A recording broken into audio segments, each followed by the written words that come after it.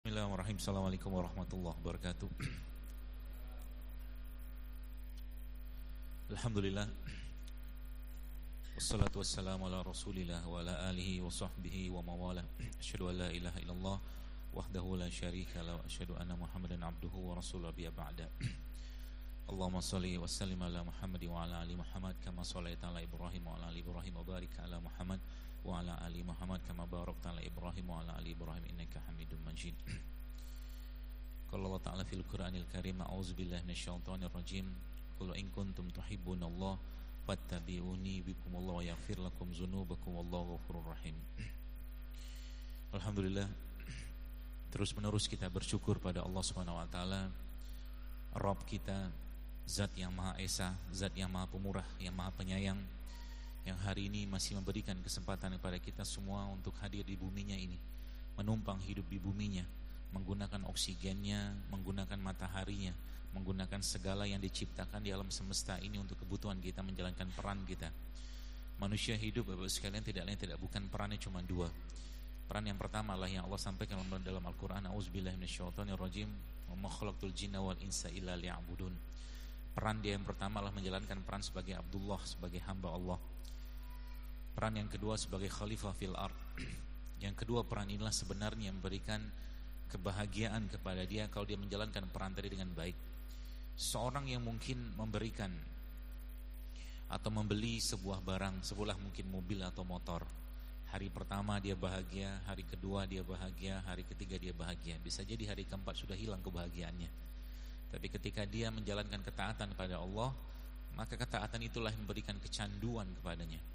Dia rindu dengan sholat malam, dia rindu dengan bacaan Quran, dia rindu dengan sedekah, dia rindu dengan segala macam kebaikan-kebaikan yang harusnya dia lakukan. Maka kita bersyukur Bapak sekalian, kita ditakdirkan menjadi umat baginda Nabi SAW, yang mana kita tahu bahwa umatnya Nabi Musa alaihissalam ketika mereka melakukan dosa, maka taubatnya adalah mereka membunuh dirinya. Tapi umat baginda Nabi SAW ketika mereka melakukan keburukan atau dosa, katakanlah dia hidup 70 tahun, 69 tahun 363 hari dia bermaksiat kepada Allah. Kemudian 69 tahun 364 hari Allah beri hidayah kepadanya untuk taubat dan nasuha. Kemudian 69 tahun 365 hari atau tepat di usia 70 tahunnya Allah cabut nyawanya, maka Allah terima taubatnya tadi. Lagi-lagi saya katakan selalu banyak nikmat yang Allah berikan kepada kita semua. Terlalu banyak rasa syukur yang harus kita ungkapkan kepada Allah, yang Allah juga tegur kita dalam Al-Quran, a'udzubillahi minasyaitonir rajim, wa in ta'uddu ni'matallahi la tuhsuha. Kalau dihitung-hitung gak bakal bisa kita hitung. Maka itulah kebahagiaannya. Dan Allah Subhanahu wa taala Bapak Ibu sekalian memberikan kepada kita pedoman-pedoman itu. Ya, pedoman itu kalau dijalankan dengan baik dan benar, pasti hidupnya selamat dunia dan akhirat. Yang kita sering kenal dengan atau kita sering dengar bagaimana pesan Nabi SAW ketika beliau akan wafat, bahwa beliau meninggalkan dua hal yang insya Allah dengan itu kita akan selamat dunia akhirat, yaitu Al-Quran dan sunnah-sunnah Nabi SAW. Maka sunnah-sunnah atau mungkin petunjuk-petunjuk Al-Quran dan apa-apa yang Nabi sampaikan tersebut tidak lain tidak bukan dalam rangka menjadikan kita selamat. Berkaitan dengan kesehatan juga sebenarnya tidak lain tidak bukan, kalau kita lihat masalah kesehatan umat saat ini, tidak lain tidak bukan karena kita jauh dari tuntunan Nabi SAW atau tuntunan Al-Quran. Contoh, dalam surat An-Naba Allah katakan, waja'alna laila libasa, dan kami jadikan malam sebagai istirahat. Itu sudah pedoman sebenarnya. Malam itu jangan banyak kerjaan, jangan banyak aktivitas, karena waktunya istirahat. Tubuh kita ada istirahatnya. Dan malam itu ketika matahari tenggelam, sudah berubah sistem hormon kita, sudah berubah bentuk katakanlah hormon yang ada pada tubuh kita. Itu satu saja. Bahkan ternyata menurut penelitian, orang-orang yang kurang tidur, ya ternyata subhanallah mereka angka atau mungkin potensi mereka untuk kanker justru malah sakit meningkat. Maka saya berpikirnya sebenarnya kalau disebut dengan rumah sakit Islam, rumah sakit Islam itu bukan rumah sakit yang slogan doang, wa iza maritu fa huwa yashfin, di rumah sakitnya bukan. Tapi rumah sakit Islam itu rumah sakit yang membangunkan pasiennya untuk sholat malam, karena itu obat. Rumah sakit Islam adalah rumah sakit yang membangunkan pasiennya ya untuk sholat duha, ya dari subuh itu dia nggak boleh tidur. Ya. Rumah sakit Islam adalah rumah sakit yang mewajibkan pasiennya untuk membaca Quran. Karena bacaan Quran itu menyehatkan. Bahkan disebutkan sebuah penelitian, sel-sel kanker pun itu bisa terhenti pertumbuhannya dengan bacaan Al-Quran. Ini yang kita sering lupa jemaah sekalian, ya, bahwa semua syariat yang Allah perintahkan dan contohkan oleh Nabi SAW itu semuanya menyehatkan. Dan mulai dari rukun Islamnya, ya, kita lihat ada syahadat, ada zakat, ada haji, ya. Haji atau kita sekarang umroh seperti ini, apa kurang sehatnya umroh, ya. Bayangkan kalau seandainya kita di Madinah saja bolak-balik pergi ke Kuba tiap hari, ya, pergi ke Masjid Kuba tiap hari, itu 4 kilo itu. Nabi SAW itu jalan dari rumah beliau, ya, ke Kuba itu 4 kilo. Bolak-balik 4 kilo habis sudah kalorinya itu untuk apa namanya makan yang kita makan. Ya, tapi sayangnya justru malah di sana banyak kumpul-kumpul, belanja-belanja, ya. Jadi kalau kita makan ketupat itu, ketupat atau lontong-lontong pagi-pagi kita makan tuh jangan cuman siap makannya doang, siap juga bakar kalorinya, ya, seperti itu. Maka kata kunci pertamanya adalah semua syariat dalam Islam menyehatkan. Kata kuncinya. Apa yang tidak sehat? Sedekah sangat sehat, haji sangat sehat. Bahkan subhanallah kalau kita lihat haji itu secara umum sih, yang saya coba diskusi dengan seorang teman, seorang ustaz juga, emang haji itu masya Allah, Allah ciptakan atau kondisikan musim haji itu sebagian besar musimnya panas, sebagian besar. Saya membayangkan ya maha besar Allah gitu kan, kalau seandainya haji itu dikondisikan dalam kondisi yang cuaca dingin, maka betapa banyak ya, atau lembab, betapa banyak orang yang kena batuk-batuk di sana. Kita dengar di Masjidil Haram saja kalau kita lagi haji itu kan luar biasa, batuk sana sini, perubahan gerakan sholat batuk sana sini, itu kan terbang semua kumannya. Tapi subhanallah ketika ketika kita lihat haji itu kan kondisi panas kan, panas itu kuman nggak bisa hidup, sebabnya sterilisasi pun diadakan dalam kondisi yang panas gitu loh, seperti itulah. Maka tadi saya jelaskan di awal bahwa subhanallah semua syariat dalam Islam menyehatkan. Haji menyehatkan, zakat menyehatkan, sedekah itu menyehatkan, ya. Apalagi sholat tertentu ya, dengan sholat malam, sholat duha gitu kan, seperti itu. Maka tinggal ikutin saja dan lihat pedoman Al-Qur'annya apa. Kalau Al-Qur'an mengatakan seperti ini, ikutin. Kalau enggak, jangan ikutin gitu loh. Ya. Dan itulah yang jadi kalau kita lihat bagaimana kita kembalikan semua itu kepada agama Islam ini, maka sebenarnya umat Islam harusnya menjadi umat yang paling sehat. Di zaman para sahabat dan Rasulullah pastinya itu saya lihat emang nggak ada penyakit degeneratif, ya. Degeneratif itu penyakit seperti ya, stroke, kencing manis, darah tinggi, nggak ada. Kenapa tidak ada seperti itu?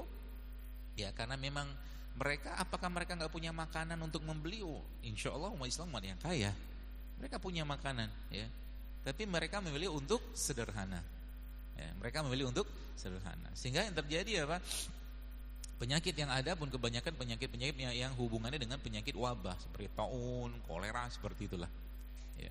Maka kita bercermin dengan itu semua teman-teman sekalian, Bapak-Ibu sekalian, sehingga nanti mudah-mudahan apa yang saya sampaikan ini bisa dipraktekkan, ya. Sehingga kalau benar-benar dipraktekkan, kita azamnya apa? Sering lagi saya sampaikan bahwa hidup sehat itu bagi kita bukan sebuah gaya hidup. Hidup sehat itu bukan lifestyle lah kata orang barat gitu kan, tapi ini bentuk ketaatan. Allah Subhanahu wa taala ciptakan kita, ya, dalam surat Tin, ya, walaqad a'udzubillahi minasyaitonir rajim walaqad khalaqnal insana fi ahsani taqwim. Kata Allah, kami ciptakan dengan sempurna. Cobalah fikir baik-baik. Nanti suatu hari kelak, mau sesehat apapun kita, mau tidak sesehat apapun kita pasti akan mati. Pasti akan mati. Tapi tolong pikir baik-baik. Allah sudah memberikan tubuh kita ini dengan sangat sempurna, luar biasa. Kenapa tidak berpikir untuk mengembalikan jasad ini dalam keadaan yang sempurna juga tanpa penyakit? Itu bisa sebenarnya. Kalau apa? Kalau kita bisa mengendalikan diri kita dengan apa yang kita makan, apa yang kita minum, apa yang kita lakukan tiap hari. Bisa. Sehingga jasad itu betul-betul kembali pada Allah dalam keadaan yang baik juga. Sering saya sampaikan, jangan mati karena penyakit-penyakit yang bukan jangan mati, tapi ya takdir semua ya. Tapi kalau bisa pertahankan hidup agar jangan mati karena penyakit-penyakit ya seperti yang penyakit yang disebabkan karena kekurang disiplinannya kita dalam makan. Semua orang sudah tahu misalkan gula pasir tidak sehat. Semua orang sudah tahu katakanlah misalkan minyak goreng tidak sehat. Sekali-sekali silakan. Semua orang sudah tahu tepung-tepungan tidak sehat. Semua orang sudah tahu minyak-minyakan tidak sehat. Tapi terus menerus dikonsumsi tiap hari, tubuhnya ngomel, Pak. Tubuhnya itu pasti bicara Tidak mungkin dia diam. Makanya kayak kalau kita ya hari-hari itu mungkin ada orang hari-harinya penuh dengan penyakit, ya mungkin ada batuk pilek, ya badannya pegel-pegel, tidur malam nggak bisa, buang air besar susah, kencing nggak bisa. Ada masalah dari apa yang dia makan salah satunya. Ya seperti itu. Maka sebenarnya lagi-lagi saya sampaikan, kalau kita ngerti konsepnya, Islam itu lagi-lagi saya sampaikan agama yang sangat sehat. Ya bahkan Nabi sampaikan bahwa mukmin yang kuat jauh lebih dicintai Allah daripada mukmin yang lemah. Ya, dan lihat protokolnya. Kita lihat, nanti kita akan bahas. Manusia Nabi sekalian kita ya, memang Allah menciptakan sudah memiliki kemampuan bersih-bersih sendiri sebenarnya. Jadi tubuh manusia itu sudah disetting Allah untuk bisa memperbaiki dirinya sendiri. Obat paling utamanya adalah syariat. Syariat.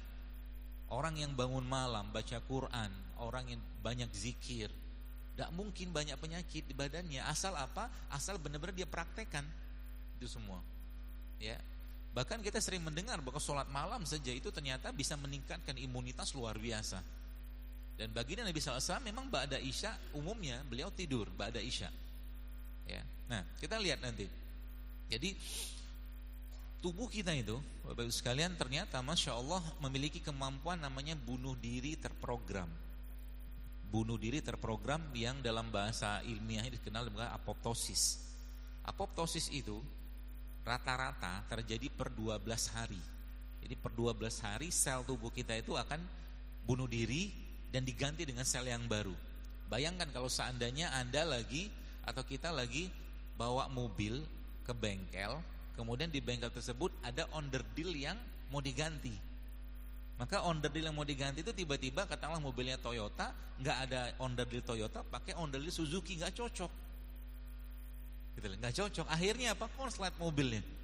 Tubuh kita juga sama. Ketika dia harus diganti, nggak ada bahan bakunya, ya, nggak ada bahan bakunya, apa yang terjadi? Pasti muncul masalah dan muncul kalau mobil mungkin bunyinya lah, apanya segala macam lah seperti itu. Ya. Nah, 12 hari ini teman-teman sekalian, itu ternyata kalau kita ambil angka 365 dia bagi 12, maka kita akan ketemu dengan angka 30. Apa itu 30? Itulah yang dikenal sebagai puasa Ramadan. Ya, 30 itu. Jadi kalau sekarang kita, karena manusia dibekali atau diinstal Allah dengan nafsu, maka kalau jamaah sekalian saya tanya, kalau dikasih pilihan makan sama tidak makan, pilih yang mana? Pasti pilih makan. Saya pun pilih makan. Karena kita manusia, punya nafsu. Tapi kalau makan terus-menerus apa yang terjadi? Pasti lemah imannya. Kita ya tidak akan bisa merasakan derayan air mata, cucuran air mata, hati yang bergetar dalam keadaan perut kenyang. Susah kan? Gak bisa. Ya. Maka supaya manusia tidak terus-menerus makan, ya. Karena kalau dia suruh dikasih kasih pilihan makan sama tidak makan, dia akan pilih makan. Maka Allah wajibkan dia untuk tidak makan. Allah wajibkan dia untuk tidak makan. Yang kita kenal sebagai puasa Ramadan selama 30. Jadi sebenarnya puasa Ramadan itu, jemaah sekalian, muslim tidak muslim dia, setahun itu dia wajib 30 hari stop makan. Dan hari siang makan itu. Ya, makanya kalau kita lihat dalam penjelasan Allah dalam surat Al-Baqarah, A'udzubillahi minasyaitonirrajim, ya ayyuhallazina amanu kutiba alaikumusiyam kama kutiba alal ladzina min qablikum, kata Allah. La'allakum tattaqun. Kata Allah apa? Kami wajibkan kepada kalian orang beriman untuk berpuasa sebagaimana orang terdahulu, kata Allah. Ketika para rasul nabi ini didatangkan Allah untuk kaumnya, ya, maka biasanya kalau misalkan Nabi Muhammad Rasulullah SAW mengganti syariatnya Nabi Isa, seperti itu. Jadi syariat Nabi sebelumnya itu biasa digantikan. Tapi menariknya syariat puasa itu tidak digantikan dari dulu. Gak ada ganti. Jadi sejak Nabi Adam sudah ada syariat puasa. Ya, sudah ada syariat puasa. Nah, saya akan kasih pola-polanya, tinggal Bapak Ibu bisa praktekkan nanti insyaallah. Ya. Jadi itu. Kemudian 30 hari. Sayangnya apa? Sayangnya ketika Ramadan kita justru tidak memanfaatkan Ramadan. Jadi yang pertama, ya poin pertamanya kalau kita bicara tentang kesehatan tubuh kita, yang pertama bersihkan tubuhmu. Bersihkan tubuhmu. Bersihkan tubuh itu maksudnya apa? Puasa, gak banyak bicara, gak banyak makan, ya. Puasa sebenarnya apa peran puasa itu atau fungsi puasa itu? Puasa sebenarnya membersihkan hati, ya. dasarnya. Maka Nabi SAW sampaikan sebuah riwayat, Nabi katakan apa? Kebahagiaan orang berpuasa itu ada dua. Kebahagiaan, kalau saya mencoba menilainya kebahagiaan fisik berupa ketika dia makan, kata Nabi ketika dia berbuka, dan kebahagiaan hati. Yang kata Nabi apa? Nabi katakan kebahagiaan orang berpuasa ketika dia bertemu dengan Robnya, asbab dari puasa tadi. Selalu begitu. Ada kebahagiaan hati atau ada kebahagiaan fisik. Tapi sayangnya apa? Ramadan di negeri kita ini tidak dijadikan sebagai bulan bersih-bersih, sehingga justru malah Ramadan angka inflasi paling besar. Ya, sibuk dengan makan apa, buka apa, sahur apa, makan dengan siapa, bukber sama siapa, tapi satu juz Quran pun tak terbaca. Ramadan bukan bulan banyak makan, tapi bulan banyak ibadah. Saya subhanallah kemarin diskusi dengan mungkin Bapak Ibu kenal dengan Ahmad dan Kamil ya, dua anak kembar yang Masya Allah yang luar biasa ya. Itu ternyata mereka pun bisa menghabiskan Al-Quran ya 30 juz itu ya 4-5 jam aja. Tidak heran seorang Utsman bin Affan radhiyallahu anhu, mereka atau beliau bisa menghabiskan Al-Quran dalam satu rakaat witir. 30 juz satu rakaat witir, ini berapa lama witirnya sebelum Ramadan? Ya kenapa? Karena sudah betul-betul hatinya itu terikat dengan kebaikan, hatinya terikat dengan Al-Quran ya. Seperti itu. Nah 30 hari Ramadan tuh. Jadi pertanyaannya kenapa Ramadan, atau kenapa kita tidak mendapatkan apa tuh namanya manfaat dari itu semua? Kenapa? Karena kita tidak isi bahan baku ke badan kita. Kita tidak isi bahan baku ke tubuh kita. Kalau tubuh manusia ini Bapak sekalian dibelah, dibuka segala macam, maka nanti kita cuma ketemu elektron-elektron gitu kan, puter-puter sana sini gitu kan. Kemudian apa lagi? Kalau lihat gennya kita nih, gen kita ini apa isinya? Gen kita ini isinya ya, atau mungkin bahan bakunya asam amino. Asam amino. Ya. Maka kalau itu diasup ya, tadi bersihkan tubuh ya. Kemudian yang kedua, isi dengan bahan baku. Isi dengan bahan baku. Ya, kenapa sakit kita? Ini ilustrasi ini saya berikan seperti mobil Toyota sama Suzuki tadi. Harusnya onderdil Toyota dimasukin onderdil Suzuki. Gak cocok, ngomel mobilnya. Ya, seperti itu. Harusnya dimasukkan bahan baku berupa asam amino, tapi gak dimasukin. Dan Allah Subhanahu wa taala menciptakan asam amino itu dengan sangat mudah di buminya ini, dan kita bisa dapatkan. Ada 3 jenis bahan asam amino sekalian yang itu katakanlah kita dapatkan di Indonesia, dan 2 ya kita dapatkan juga, satu lagi di sini, 2 di sini, satu lagi bukan dari sini. Yang pertama apa? Kalau kita lihat manusia Allah ciptakan dari apa? Dari tanah. Walaqad khalaqnal insana min sulalatin min tin, kata Allah. Kami ciptakan manusia dari tanah. Maka bayangkan Bapak Ibu sekalian, kalau seandainya kita kan nggak bisa makan tanah, tapi dalam tanah itu ada sarinya kita, gitu loh. Maka Allah SWT tumbuhkan apa? Jadi ketika lihat sesuatu tuh lihat dengan mata hati, bukan lihat hanya dengan mata kepala. Kenapa banyak pohon? Kenapa warna hijau? Kenapa warna kuning? Kenapa? Lihat semua tuh. Maka manusia itu jemaah sekalian, karena diciptakan Allah dari tanah, dia butuh unsur dari tanah. Dia butuh atau memerlukan unsur dari tanah. Ya, yang perlukan unsurnya. Bagaimana caranya kita makan tanah? Nggak mungkin kita makan tanah, kita makan seharinya tanah. Maka Allah ciptakan pohon. Allah ciptakan pohon, yang pohon tadi dengan kuasa Allah. Ya coba lihat pohon itu, Masya Allah, kadang-kadang pantas saya katakan petani itu zakatnya paling besar. Modal biji mangga, modal biji alpukat, dia tanam itu di tanah. Allah yang tumbuhkan akar, Allah yang tumbuhkan batang, Allah yang tumbuhkan daun, Allah yang tumbuhkan buahnya, semua Allah yang, sehingga zakatnya lebih besar. Kenapa? Gak ada banyak peran dia. Ya seperti itu. Nah, bayangkan kalau seandainya jemaah sekalian Allah Subhanahu wa taala menyuruh kita makan daun tiap hari. Wahai hambaku, makalah daun ini, misalkan gitu kan, repot kita. Tapi subhanallah maha pengasihnya Allah, caranya gimana? Tenang, kita ambil sarinya daun tadi, kita ambil sarinya pohon tadi, kita ambil sarinya dari tanah tadi. Dengan cara apa? Allah utus, Allah wahyukan tentaranya untuk mengambil sarinya tanah dari pasukan dan tentaranya Allah yang namanya lebah. Maka lebah itu isinya apa? Saripatinya manusia. Ya, produknya lebah, madu itu. Maka madu itu adalah produknya tanah. Dia mengambil sarinya tanah. Kalau kita baca penelitian memang isi madu itu ya subhanallah asam amino semua. Asam amino semua. Ya, itu yang pertama. Yang kedua apa? Nabi SAW sampaikan dalam sebuah riwayat, kata Nabi, rumah yang di dalamnya ada kurma tidak akan kelaparan. Dan ternyata kurma juga merupakan salah satu bahan baku utamanya manusia, yaitu asam amino.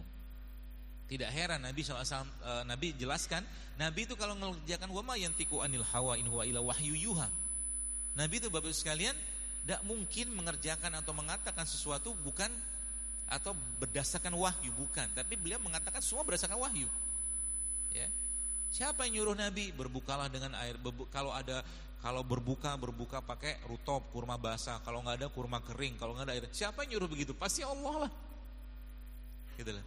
Itu sebabnya ketika orang itu berpuasa, Nabi SAW ajarkan kepada kita untuk berbuka dengan kurma, bukan dengan gorengan. Makan gorengan boleh nggak? Halal, nggak apa-apa, makan aja. Tapi sehat nggak? Ada orang yang nggak sih? Sehat nggak? Malu-malu gitu. Ya, nggak apa-apa. Sekali-sekali boleh. Kalau tiap hari makan, hari ini makan, besok makan, doyan namanya. Nasi goreng sehat nggak? Kamu jawab deh. Kalau udah pertanyaan beginian biasanya susah dijawab nih. Tengah-tengah gitu ya. Gak usah jauh-jauh deh, ini gak usah pakai ilmu tinggi-tinggian sebenarnya. Misalkan nih saya punya satu piring isinya nasi goreng, satu piring lagi isinya buah. Sehatan yang mana? Kenapa? Kalau Anda dikasih makan nasi goreng sama buah, kira-kira pilih yang mana? Kenapa pilih nasi goreng? Enak. Coba kan enak terus kan? Enak belum tentu sehat. Gitu loh. Itulah yang sebenarnya, jadi sebenarnya kalau kita lihat bagian dari ketidakmampuan atau kelemahan kita dalam mengendalikan nafsu. Itu sebabnya tidak heran kalau kita lihat kata Nabi apa? Ini balik lagi di awal. Kata Nabi apa? Wa ala wa inna fil jasad mudghah idza salahat salat jasad kulluhu wa idza fasadat fasadat kulluhu. Kata Nabi, dalam tubuh manusia itu ada segumpal daging. Ya, baik dia baik semua, rusak dia rusak semua. Daging itu kan kolbu kata Nabi kan. Dia pengendalinya. Maka enggak heran kalau orang kena, coba tanya pada orang yang kena kolesterol, tanya sama dia. Tanya sama orang kena darah tinggi, tanya sama orang kena kencing manis, sering makan sayur enggak, sering makan buah enggak, sering puasa enggak, sering minum air putih enggak? Jawabannya kemungkinan besar tidak. Kenapa? Kalau makan, yang dimakan bukan untuk kebutuhan. Lihat. Untuk apa? Rasa. Ya, gitu kan? Semua berhubungan sama rasa. Selalu begitu. Akhirnya apa yang terjadi? Ngomel badannya. Tiba-tiba mulai dengkulnya sakit-sakitan, batuk pilek, musim disalahkan, musim durian salah, musim duku salah, rambutan salah, semua salah. Makan rambutan batuk, makan duku batuk, hujan batuk pilek, kering apa? Gak ada yang benar gitu di ciptaan Allah. Akhirnya itu kan jahilnya kita kan. Ya, padahal sebenarnya simple Pak Bu. Kalau Anda mau, nih saya mau kasih tantangan buat jemaah sekalian. Kalau mau sehat, mau nggak? Jadi mau hidup sehat? Nah, saya cuma minta Anda 3 hari aja, hanya 3 hari.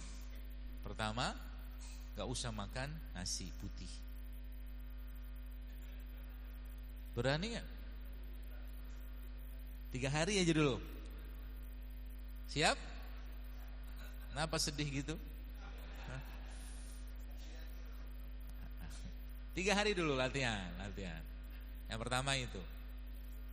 Yang kedua, 3 hari itu gak ada produk yang menggunakan gula pasir. 2 itu aja dulu. Kalau saya tambahin nanti berat, nanti malah kabur jamaahnya.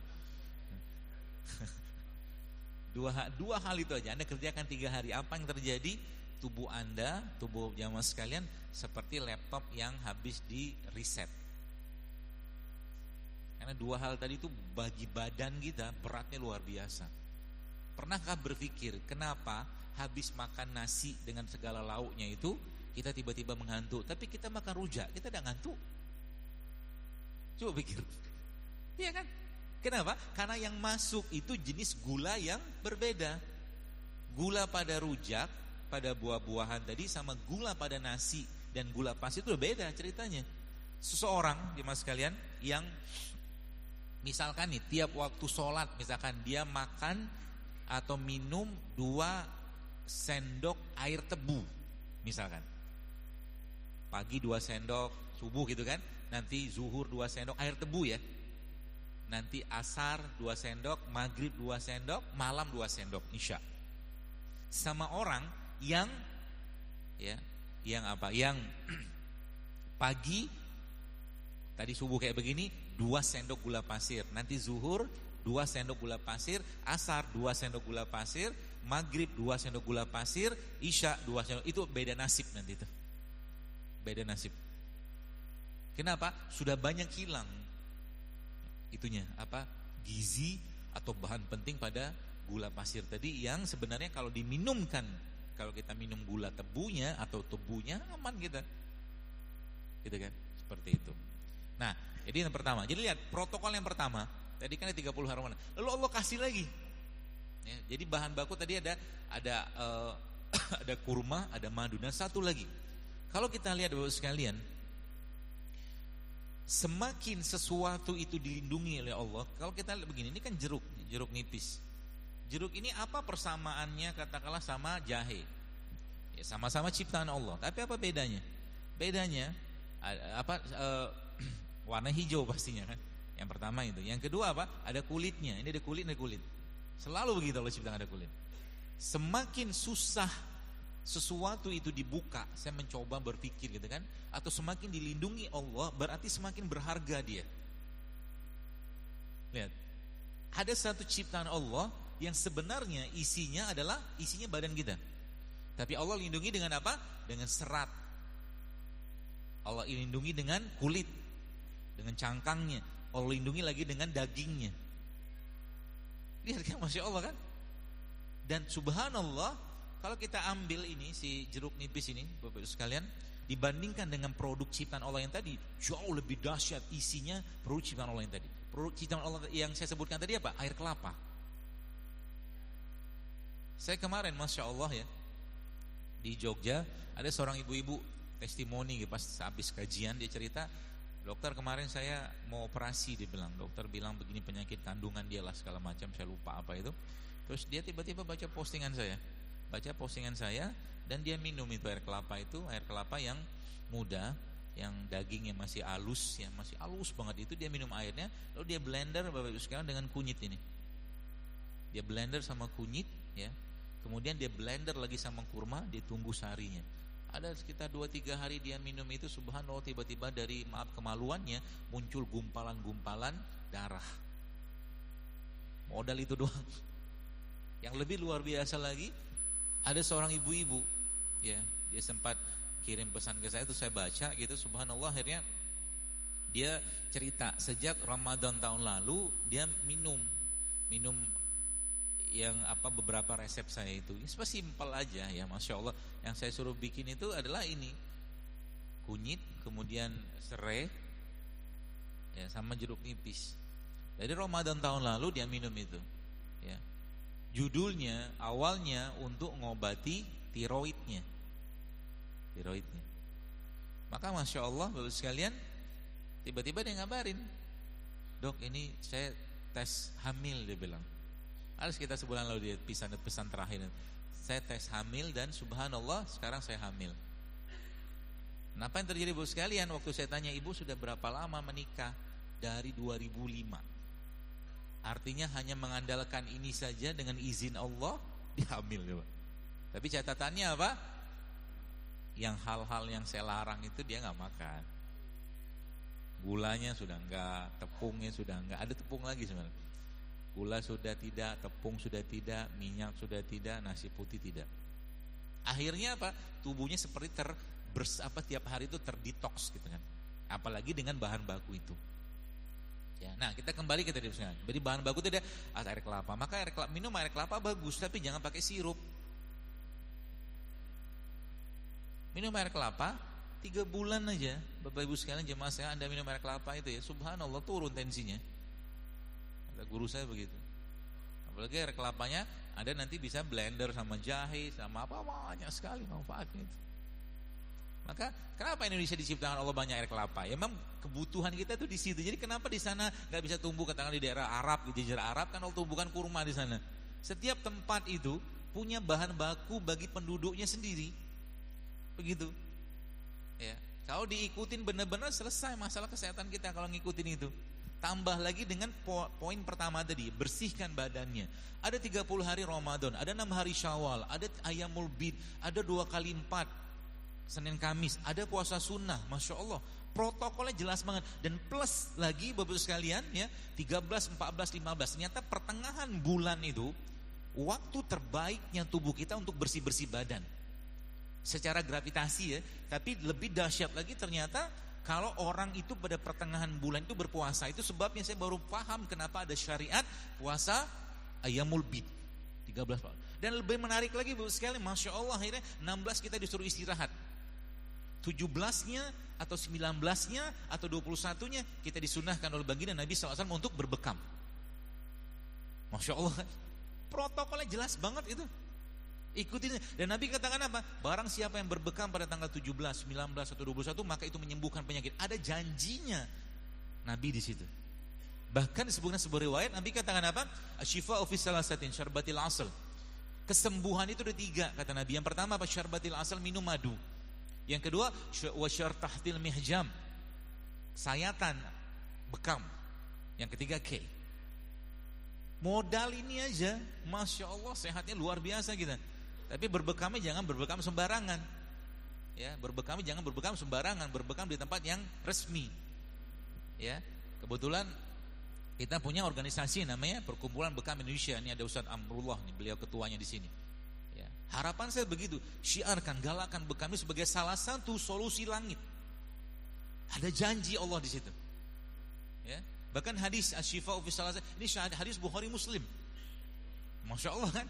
Jadi 30, ada 6, ada 2 Senin Kamis, ada Ayyamul Bid, ada lagi puasa sunnah, tambah lagi dengan bekam. Dan bagian tubuh kita itu yang paling banyak terpapar dengan polutan, dengan bahan-bahan yang toksik adalah kulit sebenarnya. Maka bekam itu di kulit, dan letaknya di mana? Titik-titiknya pun disampaikan oleh baginda Nabi SAW. Ada titiknya. Bahkan kalau Anda yang pergi umroh itu pernah sebutkan sebuah riwayat Nabi itu waktu lagi umroh, lagi ihram, tiba-tiba beliau merasakan sakit kepala dan beliau minta dibekam di kepalanya. Dan beberapa teman-teman itu ketika lagi umroh bawa alat bekam untuk ngambil sunnah Nabi. Bekam di kepalanya, Masya Allah kan. Seperti itu Bapak sekalian. Ya, itu protokol yang saya katakan. Dan yang ketiga, yang tadi yang pertama, bersihkan badanmu dengan cara apa? Puasa. Isi dengan kebaikan. Al-Qur'an katakanlah salah satunya. Apakah Al-Quran bisa memberikan kesembuhan? Saya katakan wallahi iya. Saya katakan iya. Sedekah itu subhanallah luar biasa. Jadi katakan cari solusi langitnya dulu, cari solusi spiritualnya dulu, baru kita cari solusi manusia. Ketika sakit jangan, kalau nggak emergensi ya, kalau ketika sakit itu jangan ujuk-ujuk datang ke rumah sakit, datang ke herbalis, cari Allah dulu. Sholat sunnah 2 rakaat, wudu dulu, minta petunjuk. Ya Allah, apa obat sakitku ini? Engkau ciptakan sakitku, Engkau juga ciptakan obatnya. Ini belum apa-apa sudah cari manusia. Padahal dia jelas akidahnya apa? Fa iza maritu fa huwa yashfin, kata Allah. Aku sembuhkan, tenang aja. Itu sebabnya ada sebuah riwayat, ada seorang nabi yang sakit. Nabi itu sakit, kemudian jamaah sekalian dia berdoa sama Allah, ya Allah apa obat sakitku ini? Dan akhirnya Allah kasih petunjuk sama dia untuk makan tumbuhan A, B, C, seperti itu. Dan Masya Allah tabarakallah, akhirnya Nabi itu sembuh dengan izin Allah. Tak lama kemudian dia sakit lagi, dan tanpa atau dia khilaf atau lupa, akhirnya si Nabi tadi langsung minum A, B, C tadi. Tak sembuh Pak. Kenapa? Kisah itu saya ingat saya pada Nabi Musa lah kalau nggak salah. Kata Allah apa? Ya Musa, apapun yang terjadi kata Allah, bukan kehendakmu yang akan berlaku, tapi kehendakku. Meskipun sakitnya sama, obatnya sama, tapi kalau aku tidak menghendaki itu sembuh, gak bisa sembuh kata Allah. Ini yang kita kurang. Ya, kalau seandainya saya katakan mengobati penyakit degeneratif menggunakan konsep ini, subhanallah, Apalagi pakai puasa Daud. Ada orang sering tanya sama, apa obat kolesterol? Dia bilang, jawaban saya, puasa Ayyamul Bid, Senin Kamis, berbekam turun kolesterol. Betul nggak? Iya kan? Cuma untuk mengerjakan itu mudah nggak? Nggak mudah. Karena susahnya dikerjakan, Allah siapkan satu pintu khusus untuk kita. Masya Allah kan? Jadi orang-orang Barat tuh sekali itu subhanallah, saya ada baca satu buku. Buku itu orang Barat yang karang, dan Masya Allahnya apa yang terjadi? Itu orang yang kena diabetes 20 tahun sudah pakai insulin dengan pola puasa selesai, Pak. Sayangnya kita gak mau. Kenapa? Kalau ditanya kenapa masih mau makan, enak lagi. Jawabannya enak terus. Gitu loh. Coba mulai sekarang disiplinkan diri. Ya Allah, izinkan aku untuk mengembalikan jasadku ini kepadamu dalam keadaan yang sempurna sebagaimana Engkau ciptakan itu.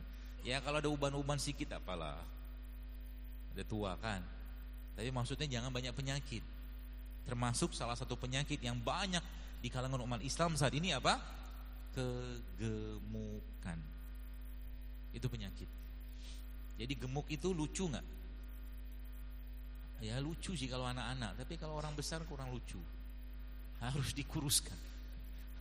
Saya ngomong begini berapa kajian tuh, Masya Allah dok, lihat nanti ya, dia bilang, saya mau foto sama dokter, dia bilang, sebelum sesudah. Ngandalin gak makan nasi Pak Bu, sebulan 10 kilo turun. Apalagi Pak, jamaah sekalian, menggunakan konsep mobil, itu gampang sekali urut berat badan tuh. Ya. Mobil itu kalau Bapak Ibu lihat, karena mobil ada 40 liter tangki ya. Ada 10 liternya tangki cadangan, 10 liter tangki cadangan, 30 liternya tangki utama gitu loh. Nah pertanyaannya, bagaimana kita mau pakai tangki cadangan? Misalkan Anda, misalkanlah contoh-contoh, misalkan jalan di Jakarta Bandung misalkan. Nah supaya kita bisa pakai tangki cadangan ini, jangan berhenti rest area untuk isi bensin, kan gitu. Jangan berhenti rest area. Kalau nggak berhenti rest area, insya Allah tangki cadangannya kepake. Gitu loh. Nah, tangki cadangannya kita itu apa? Manusia itu apa? Lemak. Jadi gula yang dimakan oleh seseorang itu kalau nggak dipakai, ujung-ujungnya jadi lemak. Maka kalau mau pakai tangki cadangannya, jangan isi gula di sini. Ya. Makanya ada dikenal dalam dunia sains sekarang itu, ilmiah itu dikenal sebagai namanya intermittent fasting. Jadi misalkan Anda ketika berpuasa, habis berbuka, laparin lagi aja. Supaya nanti tubuhnya mengubah, kalau bahasa itu men-switch bahan bakunya dari tangki utama ke tangki cadangan. Ya, misalkan nih contohnya ya. Anda mungkin jemaah misalkan puasa tuh. Puasa kemudian makan sahur jam 4 misalkan, atau jam 5 lah, di sini kan masih keburu sahur. Nanti buka lagi kan jam 7, berarti total udah 14 jam itu berpuasa. Naikin lagi, buka puasa pakai kurma sedikit, 1, 2, 3 butir kurma, minum air putih cukup. Nah supaya tubuhnya, kan tubuh gak masuk kalori yang banyak, maka tubuh akan mengubah bahan bakunya dari gula menjadi lemak. Kebayang ya? Kalau lemak sudah dipakai sebagai bahan baku, maka kita akan powerful luar biasa. Sangat powerful bagus sekalian. Ya kalau lemak sudah dipakai sebagai bahan baku. Jadi dilamain sampai kapan? Ada yang 18 jam, ada yang 16 jam, ada yang 20 jam, bahkan yang dalam buku tadi itu sampai 24 jam. Ya, itu sebabnya dalam terminologi detoksifikasi, salah satu cara kalau Anda sudah ketemu dengan orang yang obat sudah nggak mempan, ini penyakit-penyakit degeneratif ya. Obat nggak mempan, herbal nggak mempan, maka 24 jam itu nggak usah makan, minum aja air putih. Maka tubuhnya akan ngeriset. Itu kita kenal sebagai water fasting namanya. Dan Nabi SAW memang tidak melakukan itu, tapi Nabi mencontohkan dalam bentuk yang lain. Pernah disebutkan sebuah riwayat Rasulullah SAW dalam sebuah riwayat itu dalam 1 bulan beliau tidak makan apapun kecuali minum air putih dan kurma 1 bulan. Itu bentuk detox yang luar biasa. Berat sih, tapi kalau kita ada penyakit, ngerjain kayak begituan jauh lebih penting untuk mengurus penyakit. Ya seperti itu. Baik gitu ya. Dan terakhir ya, ada bahan bakunya Bu Syan. Selesai. Ada bahan bakunya, Indonesia Allah ciptakan dengan berbagai macam tumbuhan. Ya, 350 tahun kita dijajah, yang diambil rimpang dan rempahnya terutama. Ya. Ini ada salah satu resep yang Bapak Ibu mungkin bisa pakai nanti di rumah. Apa itu? Nanti di rumah coba mau tidur atau mau pagi-pagi Anda bikin ramuan ini. Isinya tuh jahe yang pertama. Ya, yang kedua kunyit. Yang ketiga lengkuas. Yang keempat serai. Ya, jahe, kunyit, lengkuas, serai. Yang dikasih santan. Jadi kari dia. Ya, jahe, kunyit, lengkuas, serai. Potong-potong-potong, kasih air panas. Wow, aroma sudah keluar dia kan. Anda ambil ini jeruk nipis, belah sedikit lah, seperempat gitu kan, kasih masuk situ. Lepas tuh setelah itu Bapak Ibu sekalian kasih madu. Atau kalau enggak disaring dia, ya disaring dia, terus di blender sama kurma yang dibuang bijinya secukupnya. Pilihannya kalau enggak madu, kurma. Ya, minum itu jelang tidur sama bangun pagi. Habis minum air putih, kita kan bangun tuh minum itu. Insyaallah dengan catatan apa? Jangan masukin yang berat-berat di badan. Jadi siapkan meninggalkan 2 hal tadi 3 hari ini ke depan. Insyaallah. Wajah-wajah yang meragukan. Tidak apa-apa, pelan-pelan lah ya. Apakah nggak boleh makan nasi putih? Bukan nggak boleh. Siapa yang melarang? Tak pun diharam. Halal saja. Tapi kalau Anda bisa ganti dengan yang lebih sehat, kenapa nggak lebih sehat? Atau misalkan nih ibu-ibu nih kalau bikin nasinya tetap, nasi itu kan gula isinya sebenarnya nasi. Maka nanti di rumah bikin nasi plus, tapi bukan nasi goreng. Ambil serai, ambil bawang putih, ambil bawang merah, ambil cabai sedikit. Tumis pakai minyak kelapa, api kecil. Oke? Tumis pakai minyak kelapa api kecil atau tumis pakai minyak zaitun. Api kecil, kasih garam, kasih lada sedikit, ya, aduk-aduk sebentar, masukin ke nasinya, tapi jangan digoreng, dicampurkan. Itu akan membuat nasinya punya banyak teman, bukan hanya gula aja. Insya Allah cukup membantu supaya kita tidak terlalu tinggi gulanya. Dengan tadi apa? Bawang merah, bawang putih, serai, sama cabai sedikit. Insya Allah seperti itu. Ya. Dan pola-pola seperti ini, Bu sekalian, itu masya Allah. Yang susah hamil jadi gampang hamil, yang dengkulnya sakit jadi hilang, yang susah ingatnya sering lupa-lupa, masya Allah mudah sekali asal bahan bakunya ada. Maka kalau Bapak Ibu sekalian coba mulai rutin kayak minum air kelapa, ya, terus minum kayak beginian, plus juga dengan kurma segala macam tadi, plus juga dengan bekam, penyakit itu nggak bakal datang. Apalagi sekarang kan heboh-heboh virus corona kan. Virus corona itu obatnya apa? Zikir pagi. Allah ma'afini fi badani, Allah ma'afini fi sami, kan gitu kan obatnya. Tenang kita. Allahumma inni salukal afa wal afiyah fid dunya wal akhirah. Itu solusi spiritualnya. Pagi-pagi datang ke masjid sini, bawa duit, kencelengin, sedekah, melindungi kita dari bahaya. Baru kita bicara begini, toh virus juga nggak ada obatnya. Kuatkan saja imunitas dengan banyak baca Quran, makan begini-beginian, insya Allah jadi solusi. Gitu loh. Ya, jadi gampang sebenarnya. Jadi minum air kelapa jangan pakai gula lagi, jangan pakai sirup lagi, ya seperti itu. Ya, mudah-mudahan bermanfaat Bapak sekalian karena sudah masuk waktu syuruk ya. Semoga apa yang saya sampaikan ini bermanfaat dan semoga bisa diterapkan di keluarga. Dan alhamdulillah saya banyak sekali dapatkan jamaah-jamaah yang mereka sudah mulai ternyata hidup saya itu gampang sekali, asal mau aja. Jadi makanlah untuk kebutuhan bukan hawa nafsu. Itu loh poin pentingnya. Kalau enak ya, kalau enak tidak sehat boleh, tapi jangan terlalu banyak. Kalau enak dan sehat itu makan, tapi banyak juga nggak boleh. Kurma sangat sehat, tapi kalau sehari 1 kilo diabetes juga dia. Gitu Bapak sekalian ya. Seperti itu mungkin mudah-mudahan kami lagi jadwalkan insya Allah kita akan buat nanti kajian tablik akbar lah mudah-mudahan nanti di Aceh. Entah nanti ba'da Ramadan atau ba'da Syawal nanti mudah-mudahan nanti kita akan bersama-sama lah menjadikan solusi syariat ini sebagai solusi kesehatan Islam. Ya, mudah-mudahan dengan itu banyak umat bisa kembali pada Allah, kembali pada syariat ini sehingga nanti apa? Kalau Aceh kan sudah ada konun-konunnya, tapi konun yang sifatnya tanda kutip berhubungan dengan kesehatan kita belum terapkan.